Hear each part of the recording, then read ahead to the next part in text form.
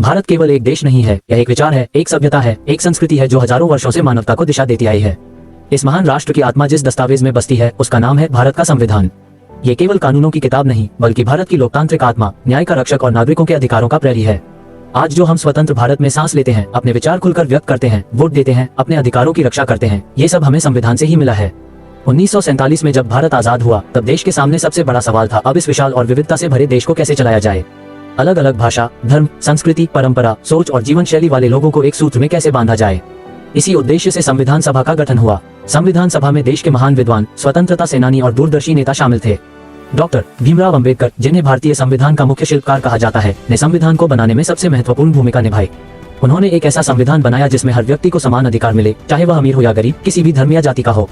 लगभग 2 वर्ष 11 महीने और कंपाइलर 18 दिन की मेहनत के बाद 26 नवंबर 1949 को संविधान तैयार हुआ और 26 जनवरी 1950 को लागू हुआ। इसी दिन भारत एक गणतंत्र बना जहां जनता सर्वोच्च मानी गई। संविधान की प्रस्तावना भारत के मूल विचारों को व्यक्त करती है। हम भारत के लोग भारत को एक संपूर्ण प्रभुत्व संपन्न, समाजवादी, पंथनिरपेक्ष, लोकतांत्रिक गणराज्य बनाने के लिए संकल्प लेते हैं। ये प्रस्तावना हमें न्याय, स्वतंत्रता, समानता और बंधुत्व का संदेश देती है। संविधान में मौलिक अधिकारों का विशेष महत्व है। ये अधिकार हर भारतीय नागरिक को सम्मानपूर्वक जीवन जीने की गारंटी देते हैं। समानता का अधिकार कहता है कि कानून की नजर में सभी बराबर हैं। स्वतंत्रता का अधिकार हमें बोलने, सोचने, अभिव्यक्ति करने और शांतिपूर्ण जीवन जीने की आजादी देता है।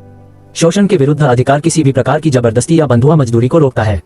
धार्मिक स्वतंत्रता का अधिकार हर व्यक्ति को अपने धर्म को मानने और प्रचार करने की आजादी देता है। सांस्कृतिक और शैक्षिक अधिकार अल्पसंख्यकों को अपनी भाषा और संस्कृति को बचाने की शक्ति देता है। संवैधानिक उपचार का अधिकार नागरिकों को अदालत जाने का अधिकार देता है यदि उनके अधिकारों का उल्लंघन होता है। संविधान केवल अधिकार ही नहीं देता बल्कि कर्तव्य भी सिखाता है। मूल कर्तव्यों में देश का सम्मान करना, संविधान का पालन करना, राष्ट्रीय ध्वज और राष्ट्रगान का आदर करना, देश की एकता और अखंडता बनाए रखना, पर्यावरण की रक्षा करना और वैज्ञानिक सोच अपनाना शामिल है। एक सच्चा नागरिक वही है जो अपने अधिकारों के साथ अपने कर्तव्यों को भी समझे। भारत में शासन 3 अंगों में बनता है, विधायिका, कार्यपालिका और न्यायपालिका। विधायिका कानून बनाती है, कार्यपालिका उन्हें लागू करती है और न्यायपालिका न्याय सुनिश्चित करती है। संसद भारत की सर्वोच्च विधायिका है जिसमें लोकसभा और राज्यसभा शामिल हैं। लोकसभा जनता द्वारा चुनी जाती है और राज्यसभा राज्यों का प्रतिनिधित्व करती है। राष्ट्रपति देश का संवैधानिक प्रमुख होता है जबकि प्रधानमंत्री सरकार का वास्तविक प्रमुख होता है जो देश की नीतियां बनाता और लागू करता है। भारत का संविधान संघीय ढांचे पर आधारित है जिसमें केंद्र और राज्यों के बीच शक्तियों का विभाजन है। केंद्र सरकार राष्ट्रीय मुद्दों जैसे रक्षा, विदेश नीति और मुद्रा को संभालती है जबकि राज्य सरकारें शिक्षा, स्वास्थ्य और कानून व्यवस्था जैसे विषयों पर काम करती हैं। लेकिन आपातकाल की स्थिति में केंद्र को अधिक शक्तियां मिल जाती हैं। न्यायपालिका संविधान की रक्षक है। सुप्रीम कोर्ट भारत की सर्वोच्च अदालत है जो संविधान की रक्षा करती है और यह सुनिश्चित करती है कि कोई भी कानून संविधान के खिलाफ न हो। यदि सरकार या कोई संस्था नागरिकों के अधिकारों का उल्लंघन करती है तो सुप्रीम कोर्ट हस्तक्षेप कर सकता है। इसे न्यायिक समीक्षा कहा जाता है। भारतीय संविधान दुनिया का सबसे लंबा लिखित संविधान है। इसमें कई देशों के संविधान से प्रेरणा ली गई है, जैसे अमेरिका से मौलिक अधिकार, ब्रिटेन से संसदीय प्रणाली, आयरलैंड से नीति निदेशक तत्व, कनाडा से संघीय ढांचा और फ्रांस से स्वतंत्रता, समानता और बंधुत्व का विचार। लेकिन इन सबको भारत की परिस्थितियों के अनुसार ढाला गया। नीति निदेशक तत्व सरकार को एक आदर्श समाज बनाने की दिशा देते हैं। इनका उद्देश्य सामाजिक और आर्थिक न्याय स्थापित करना है। ये सरकार को निर्देश देते हैं कि गरीबी कम करे, सभी को शिक्षा और स्वास्थ्य दे, समान वेतन सुनिश्चित करे और समाज में समानता स्थापित करे। हालांकि ये अदालत में लागू नहीं किए जा सकते लेकिन देश के विकास की दिशा तय करते हैं। संविधान एक जीवित दस्तावेज है जो समय के साथ बदलता रहता है।